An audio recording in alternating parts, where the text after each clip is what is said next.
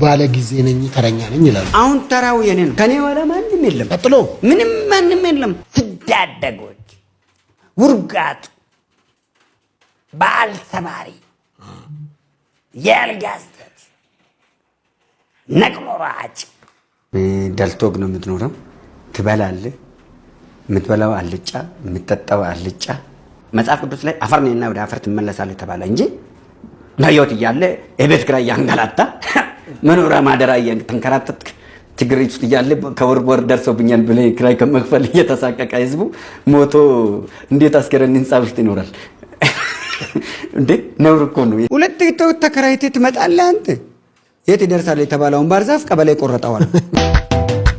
በጣም ስለበዛ ገገማና ፋራ የሚሰማህ የለም ብቻ ብትጣራ። ጨምሯል ፋራ ጨምሯል ጨምሯል በጣም ጨምሯል። በብዙ ገገማ አየሩ ተይዞ አራዳው ተኝቷል ስንቱን እውቀት ይዞ። ጨምሯል ፋራ ጨምሯል ጨምሯል ሰገጥ ጨምሯል እጅግ ንሯል ፋራ ጨምሯል አይን ንሯል ሰገጥ ጨምሯል። እንደተመለከታችሁት ነው መቼም በየጊዜው የምናገኘው ነገር በጣም የሚያስቅና እንደው እንግዲህ ለወሬ እንኳን በጣም የሚያዳግት አይነት ነገሮች እንግዲህ አሉ ማለት ነው። ወይ ዘንድሮ ነው የሚባለው አይደል? ውድ የዩቲዩብ ቤተሰቦቼ ሰላም ብያለሁ። እንግዲህ ደግሞ ዛሬ በተለየ ነገር እንግዲህ መጥቻለሁ። ትንሽ አንዳንዴ ዘናፈታ ማለቱ ሳያስፈልግ አይቀርም። እንደዚህ አይነት ሰዎች እንግዲህ ሲመጡ ዝም ብለን ማለፍ የለብንም ብዬ ስላሰብኩ ነው ይህችን ነገር ላቀርብላችሁ ወደድኩት ማለት ነው። እስቲ ምን ትላላችሁ? የራሳችሁን ኮሜንት ስጡባት። ከወደዳችኋት የተለመደችዋን ላይክ አድርጉልኝ። ቀጥታ ወደ ፕሮግራሙ እንግባ። ምክንያቱም በጣም ብዙ ናቸው እና እንደነዚህ አይነት ነገሮች እንዴት ነው ዝም ብለን የምንመለከተው? አንዳንዴ እየተገረምንም ቢሆን ዘናፈታ እንበልበት ብዬ አቅርቤላችኋለሁ ማለት ነው። ወደ ፕሮግራሙ እስቲ። ተወልዶ ማያውቅም ተረግዞ ማያውቅም ምንም ተደርጎ ተከናውኖ አይታወቅም። ባይዘው ሴት ታረግዝም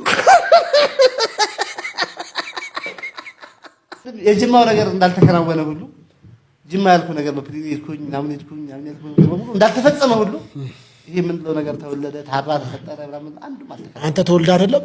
በፍጹም አልተወለድኩም አልተፈጠርኩም ምናምን አልኩም። ኢመርጀንሲ ነው፣ ድሪም ኢመርጀንሲ ነው ይሄኛው። አትሄድምና ያው ድምጼም ያስታውቃል አሁንምና ራሴ አላመጣሁትም።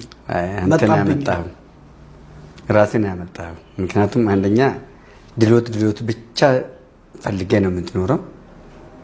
ደልቶግ ነው የምትኖረው። ትበላለህ፣ የምትበላው አልጫ፣ የምትጠጣው አልጫ። ደሚ ውስጥ አልኮል የለ፣ አይከላከልም። እየተለጠጥክ መጣ። ጭራሽ ተኝተህ ከተነሳ በኋላ እንደውም ውፍረት በዝቶባል። ጊዜ ባለ ጊዜ የምትለኝ ከሆነ ያንተን ጊዜ ድመት ነው የበላብህ ወይ አይጥ ነው የበላብህ? እኔ ባለ ጊዜ ነኝ ባለ ተራ ነኝ ያሉት ራሱ ትርሶት እኮ ባለ ተራ ያልኩን አዳምጠኝ። እኔ ባለ ተራ ነኝ ያልኩ እንጂ ከስልጣን ጋር አያይዤ አይደለም። እና ምንድነው ባለ ተራ ነኝ? ባለ ተራ ነኝ መጨረሻ ነበር የተሰለፍኩት። ለምንድን ነው ቀባ የምናደርገው? ያንተን ተራ እንደጨረስክ እርግጠኝነት ያመጣልኝ አይደለም። ሰልፍ ላይ ነበር አይደል? እሺ። ከፊት ለፊቴ ብዙ ነበራችሁ የተሰለፋችሁት። እሺ። ከፊት ለፊቴ ጨረሳችሁ፣ ተራችሁ ጨርሳችኋል። አሁን ተራው የኔ ነው። ከኔ ወደ ማንም የለም። ቀጥሎ ምንም ማንም የለም። ለምን ከትላንት ወደ በተራችሁ ጊዜ እነሱ እኔ ነኝ ባለ ተራ ብሎ ረግጦኛል።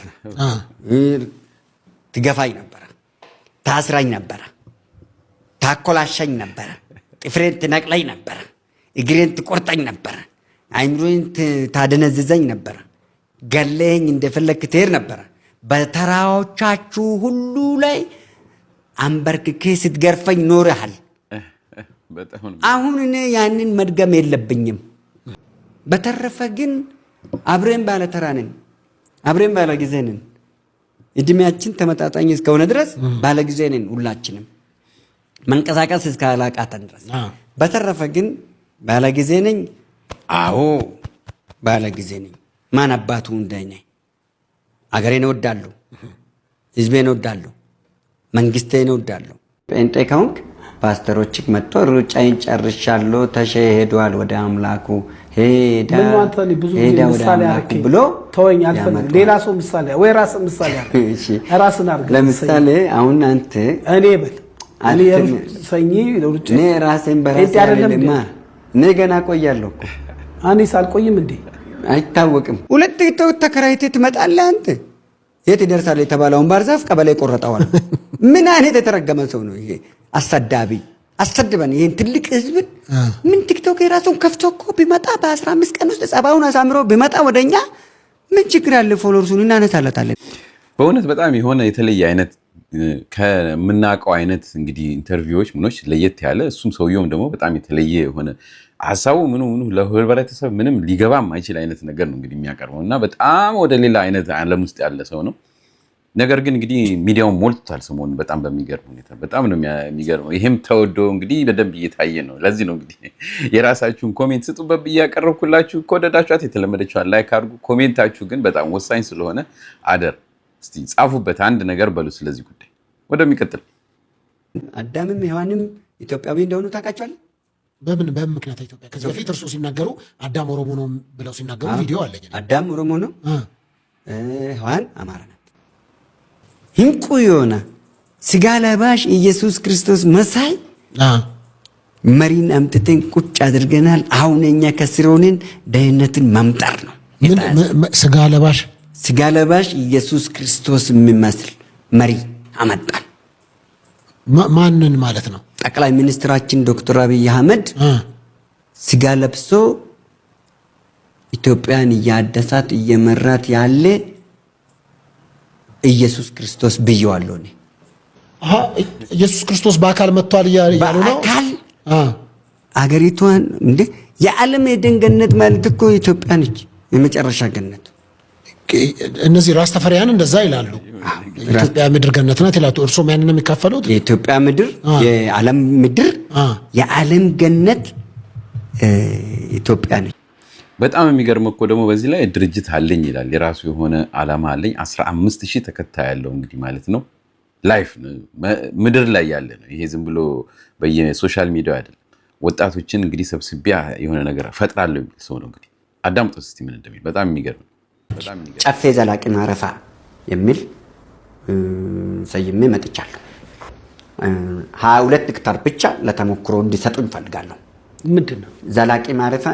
ከተማ መስተዳድር ብቻ ሳይሆን እስከ ጠቅላይ ሚኒስትር ድረስ እንዲሰጡ እንፈልጋለሁ።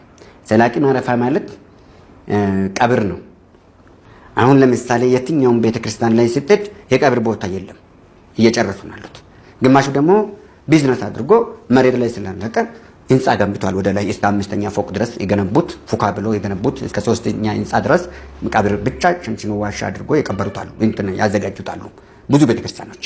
ፉካ መጽሐፍ ቅዱስ ላይ አፈር ነህና ወደ አፈር ትመለሳለህ ተባለ እንጂ በህይወት እያለ የቤት ኪራይ ያንገላታ መኖሪያ ማደሪያ እየተንከራተትክ ችግር ውስጥ እያለ ከወር ደርሶብኛል ብለህ ኪራይ ከመክፈል እየተሳቀቀ ህዝቡ ሞቶ እንዴት አስከሬን ህንፃ ውስጥ ይኖራል? እንዴ ነውር እኮ ነው ይሄ፣ በፍጹም የማይቻል። 170 ሺህ ብር አንድ ሰው ቀብራለሁ። አልገባኝም። 170 ሺህ ብር ብታስከፍል ጉርጓዱን አንተ ቆፍረህ አመቻችተህ ሳጥን አንተ ያዘጋጅ፣ ጉርጓድ አዘጋጅላለሁ። አንተ የምትጠበቅብህ መሞት ብቻ ነው።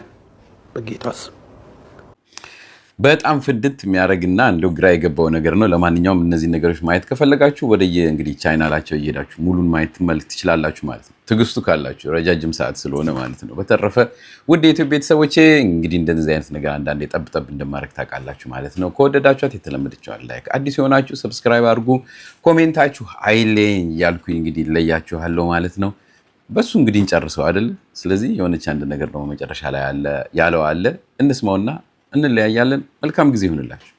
መንግስት ካልነቃ በስተቀር ማንም ጎበዝ አለቃ ማንንም እያፈነ ማንንም ምንም እያደረገ የሚጫወትበት ሁኔታዎች አሉ። ግን ጋንግስተር በዛ ጋንግስተር በዛ፣ ሃይማኖታዊ ጋንግስተር ሲበዛ አሁን ገና አየሁት። የሃይማኖት አባቶች ጋንግስተር ሲሆኑ እስር ቤት ሲኖራቸው ሌላው ማህበረሰብ ሲጠጋገት በገንዘብ ተደራድሮ ሲላቀቅ እኔ ኧረ በስላሴ ስም እኔ ቢሞት ይሻለኛል። እኔ እውነት ፖለቲካን የሚያወራ ሁሉ የሚታሰር ከሆነ ይሄ ስርዓት አይደለም፣ አገር አይደለም። ፖለቲካን ማውራት፣ ተቃራኒ ሆነ ማውራት፣ መተቻት የሚያሳስር ከሆነ ተጽዕኖ የሚያስፈጥርብህ ከሆነ this not democratic politics። ይሄን እቃወማለሁ እኔ። ወያኔ ኢህአዴግን ስንቃወም የነበርነው ለእንደዚህ አይነት ነገሮች ነው። ስርዓት መያዝ አለበት፣ እያንዳንዱ ስርዓት መያዝ አለበት። እንዴ ኢንሳ ነው የሚሰራው ስልኬን ጠልፋለሁ ብሎ ይፎክራል። አንዱ እኔ መከላከያ ነኝ ብሎ ይፎክራል። መንግስት ህዝብን ካልሰማ፣ ህዝብ መንግስትን ካልሰማ ምንድን ነው የምትፈልጉት? ምንድን ነው የምንፈልገው እኛ? በፈጠራቸው አምላክ አዳሜ ተው፣ ይቆጭሃል፣ ተው። በእጅ የያዙት መዳፍ ወርቅ እንደ መዳፍ ይቆጠራል የሚባለውን እንዳትሆኑ። እንዴ ጭራሽ ጴንጤ ለጴንጤ የሚተፋፈን ከሆነ፣ ጴንጤ ለጴንጤ የሚካሰስ ከሆነ፣ ጴንጤ ለጴንጤ የሚታሰር ከሆነ በዚህ ሀገር ላይ ቆሻሻ መጠራጠር ጀምሬያለሁ።